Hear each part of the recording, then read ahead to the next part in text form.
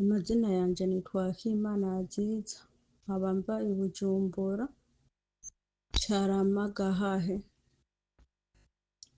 Hama nkaba nariyumviriye kuza ino Saudiya,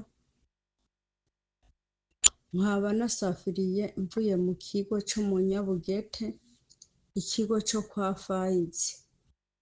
Sinzi uko citwa, nkaba navuye mu kigo co mu Nyabugete, harya mu Nyabugete kwa Fayizi niho naje mba muri Nyakigo. Nkaba naje no Saudiya, Jida. Nkaba ariho ndi, nkaba mazeyo imyaka ibiri. Imyaka ibiri nayimaze mu kwa gatatu itariki 18 niho namaze ino Saudiya. Abo nkorera tukaba dufitaniye ikibazo c'amafaranga. Narabasavye nshaka gutaha, bambwira ati rero kugira ushaka gutaha, nimba ushaka gutaha mpaka urihe egama amezi 3 ya egama, kuko iyo ugiye utayirishiye egama twebwe turahomba. Ndababaza none nta kibazo nzogira maze kontera nkaca ndiha egama, ngo n'abandi bakozi bose ngo nuko babikora. Mbajije n'abandi twaziye kimwe, bambwira ati natwe nuko batubwiye, ati sawa nta kibazo. Ibyo rero nticari ikibazo co gufungura ndafungura, kuryama, nta kibazo na kimwe mfise. Ikibazo mfise ni ikibazo mfise c'amahera. Je mu kwezi kwa 11 n'ukwezi kwa 12, mu kwezi kwa 11 bandungikiye amahera mu marundi. Ndababwira ati mwandungikiye amahera mu marundi, hindura. Ni kwa kundi rero baciye babihindura. Ndababwira ati mwandungikiye amahera mu marundi, nimuyahindure muyarungike mu madolari, turaharira. Bambwira ati amahera twayarungitse mu madolari. Ndababwira ati si mu madolari. Ndabwira boss yagaruze uyagumye twige uko biri bugende. Hagera mu kwa 12, hageze mu kwa 12 arampemba. Ampembye amezi 2 arayarungika mu Burundi. Ayarungitse mu Burundi naho nyene sanga yarungitse mu marundi. Ce ndamubwira ati genda kuri banke yino ya Saudiya na banke yo mu Burundi birakorana, usanga bikorana, usanga bayarungitse mu madolari, mugabo kuyarungika uyacishije mu iyo telefone yawe ntibiri bukunde. Uca usanga ari mu marundi, banke y'i Burundi ntiriko irashaka ko amahera mwebwe muyaturungikira ku matelefone, usanga ari amarundi atari amadolari. Bashaka banke ya Saudiya na banke y'i Burundi bakorane, niko bavuganye. Boss acambwira ngo nta bundi buryo bwo kurungika amahera, ngo nuko nyene nayarungitse nahejeje. Ce ndababwira ati basi ni munjane mu kigo, basi jewe ndabisigure bavyumve. Baranga. Ndababwira ati ni munjane, baranga. Basi ce bambwira ati ahubwo tuguhamagarira igipolisi. Ndavuga ati ufise agatwe gata karinda uruguma. Sinzi umugenzi nabihanuje, cambwira ati baguhamagara igipolisi bakubwira n'ibindi bakwagirije utakoze. Emeri yatora uko nyene, wahomvye nyina. Ce ndayatora uko nyene. Ce ndababwira ati rero jewe amahera mu Burundi je ndiko ndahomba, jewe ntimusubire kuyarungika mu Burundi, ko nsavye kuzitahira nimuyampe mu ntoki kugeza igihe nzitahira. Ati sawa. Amahera y'ukwa mbere bayampa mu ntoki, ndayafise. Bayampaye mu ntoki ndayabika. Hageze mu kwezi kwa mbere, kwa kabiri, ndababwira ati nimuyampe mu ntoki, nimuyampe. Boss mbonye ampaye akaborodeye gasa nka kwa kundi nyene, acambwira ngo kuguha amahera mu ntoki ngo ni haramu. Ndavuga kubera ko ari haramu, nuko nyene ngo nibaze barayatora mu Burundi. Nyene n'ubundi ko wayandungikiye mu marundi bimeze gute?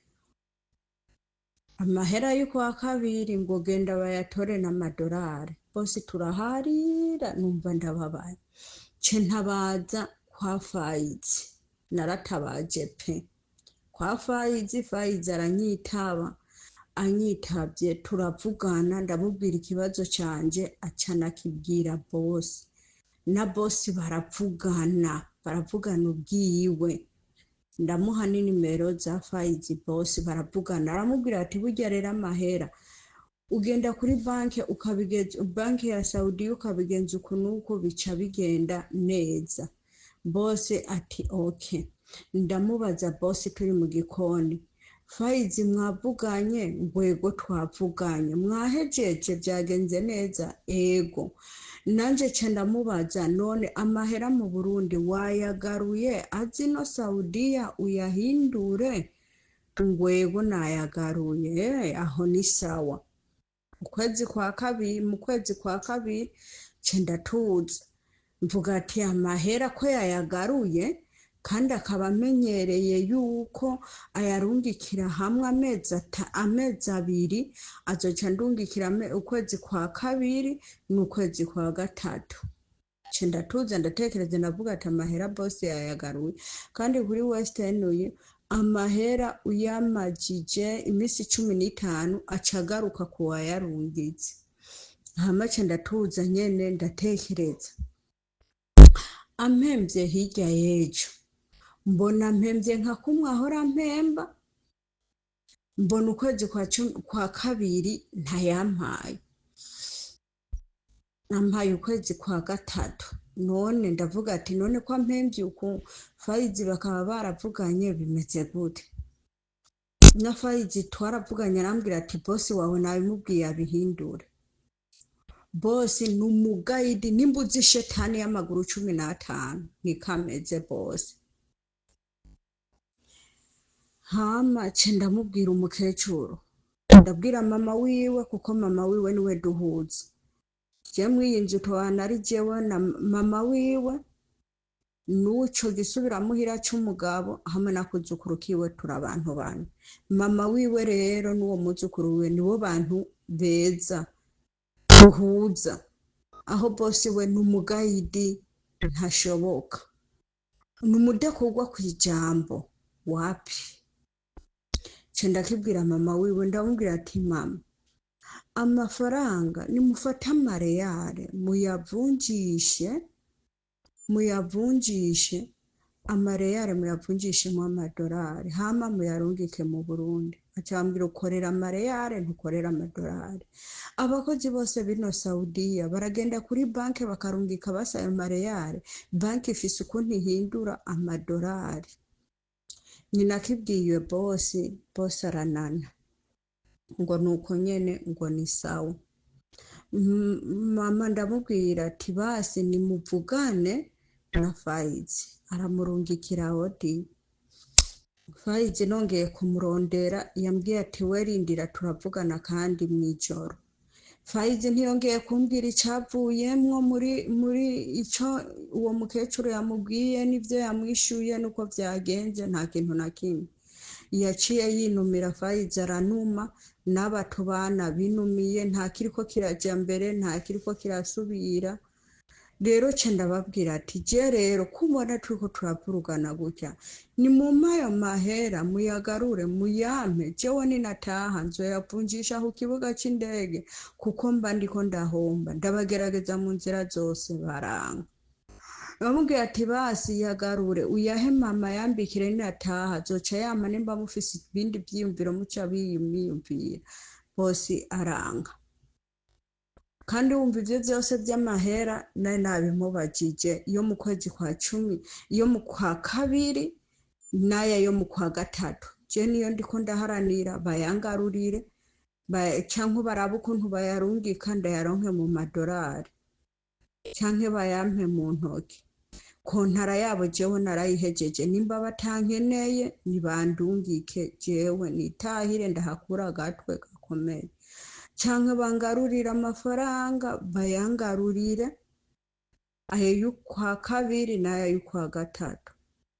Nukuri ndatabaje kwa Daniel Mugisha. Fayizi ntacari karadufasha, nimba atinya bano barabo nimba bigenda gute ntavyonzi, ntacari karadufasha.